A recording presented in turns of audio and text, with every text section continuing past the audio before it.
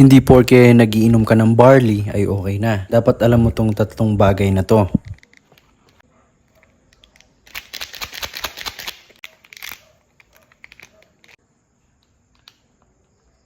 Kung puro extender lang ang iniinom mo, sayang lang ang pera mo.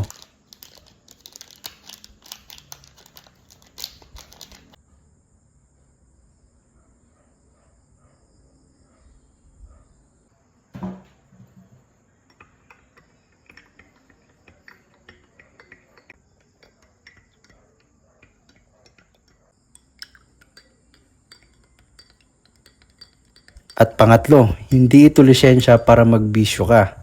Hindi ibig sabihin na nagbarley ka ngayon. Pwede ka nang magpuyat, kumain ng puro matataba at magpakalunod sa soft drinks mamaya. Ang barley ay supplement. Pantulong lang ito sa malusog na pamumuhay. Hindi pamalit sa tamang disiplina. Kaya bago ka uminom ng susunod na baso mo, i-check mo muna kung tama ang ginagawa mo. I-share mo to sa tropa mong lakas mag-barley pero kulang sa disiplina. Stay healthy!